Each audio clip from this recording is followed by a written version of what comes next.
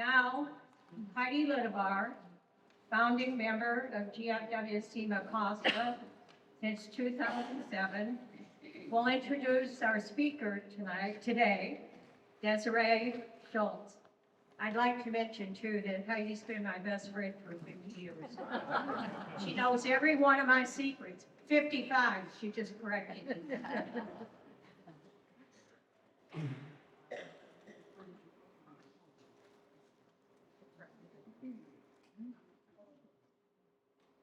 Good morning. Good morning. Good morning. Is that okay? Deserea Schultz grew up in the high desert of California. Completing a year of college, she felt a calling to serve and enlisted in the United States Navy as a religious program specialist. While she deeply loved her work supporting service members and chaplains, life threw a beautiful curveball into her plans when she met a handsome young Marine.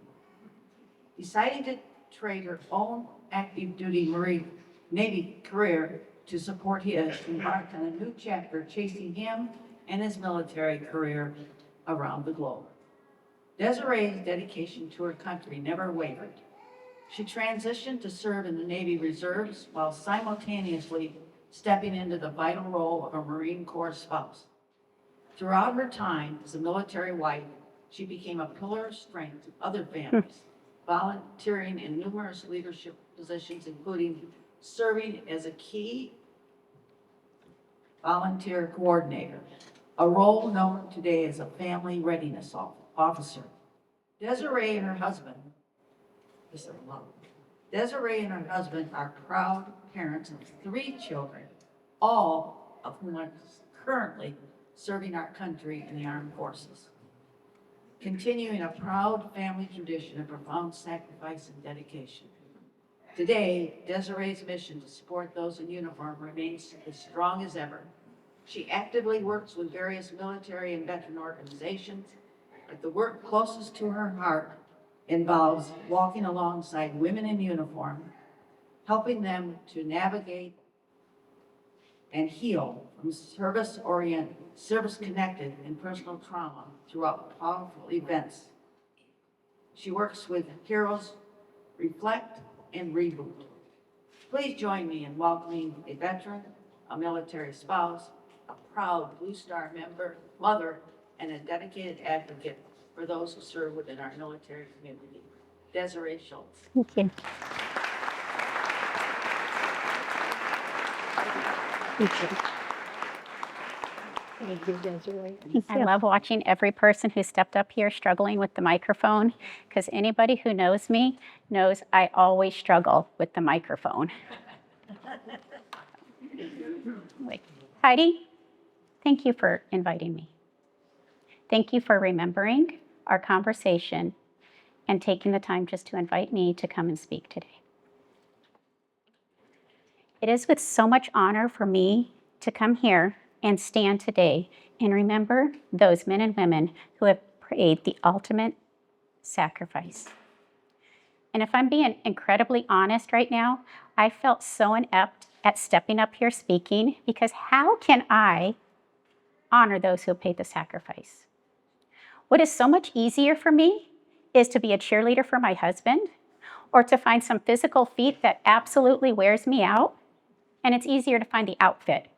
But I prayed about it. And God said, no, honey, that's not what you get to do. God reminded me of a lesson that he's taken me on recently, and it's a lesson of legacy.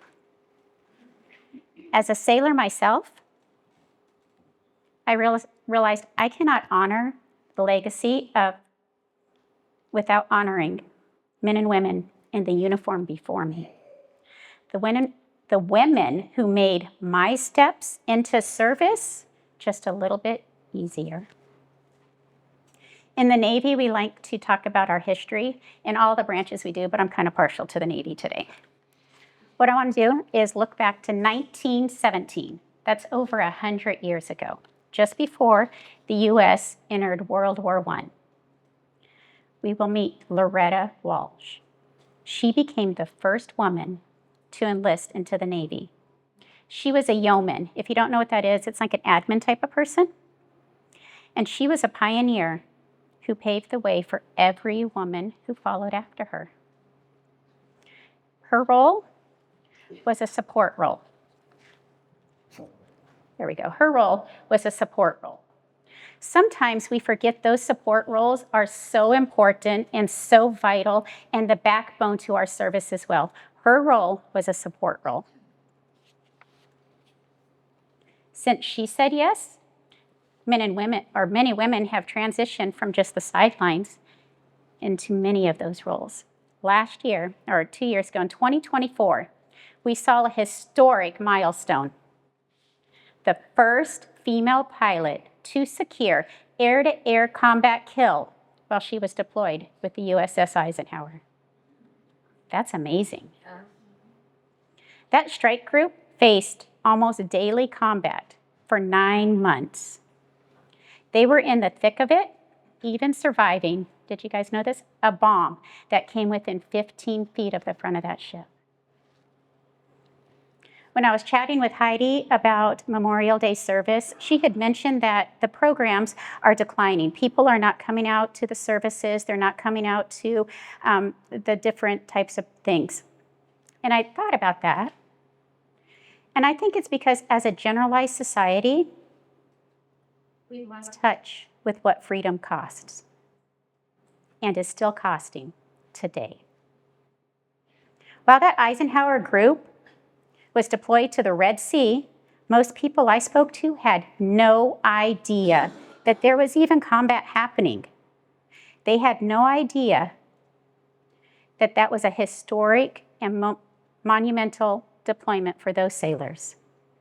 The public, in general, does not realize we just welcomed the USS Ford back after another historic deployment of 11 months, also in combat.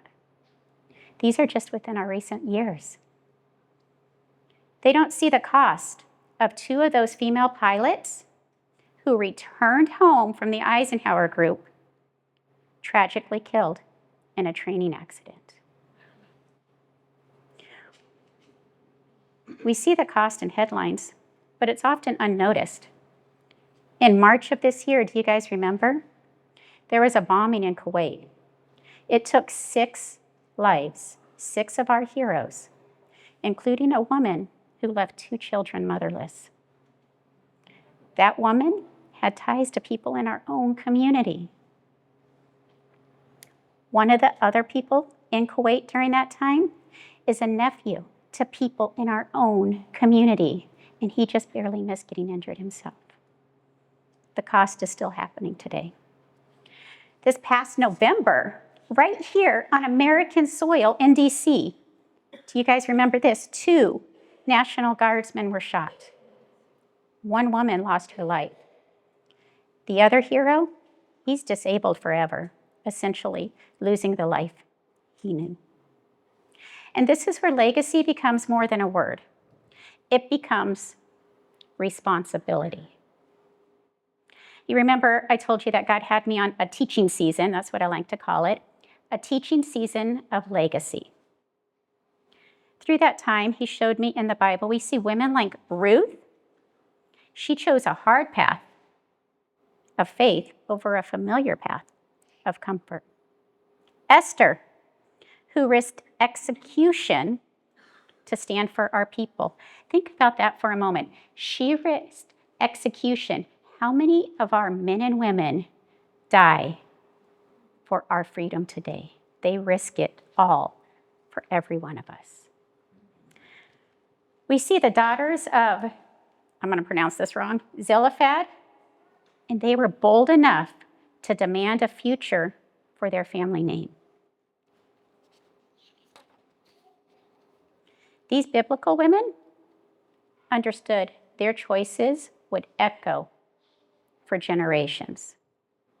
The men and women we honor today understood that too. They didn't choose the familiar or the easy.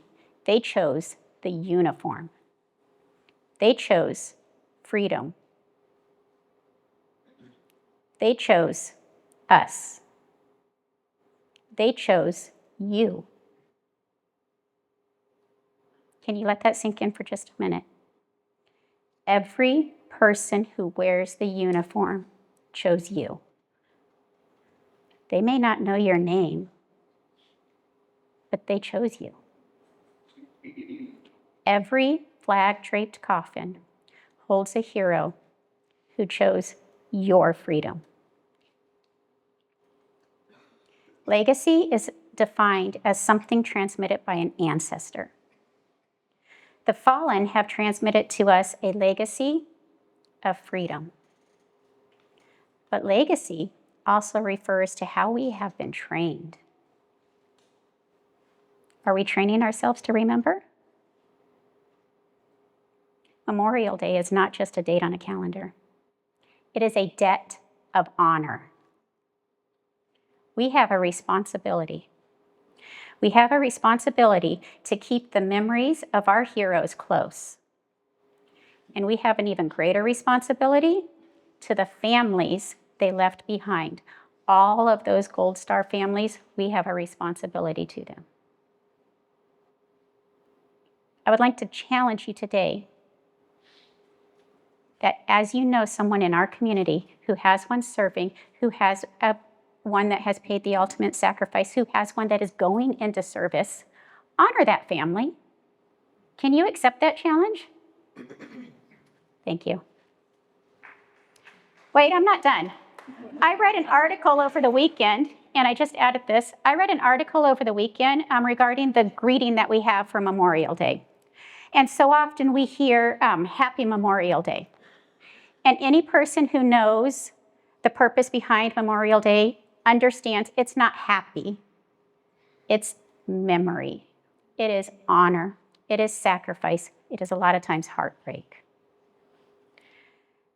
However, many people are trying to step into that position and say that they recognize the sacrifice, but they don't understand. So when they say Happy Memorial Day, instead of trying to educate by lecturing, how about we just say simply, thank you for remembering them. Today, I just want to say thank you to all of you for remembering.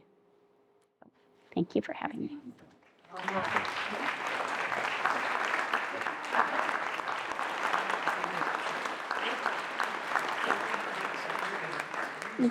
I love them. Thank you. And I love them. I think I'll keep them. Oh, I would.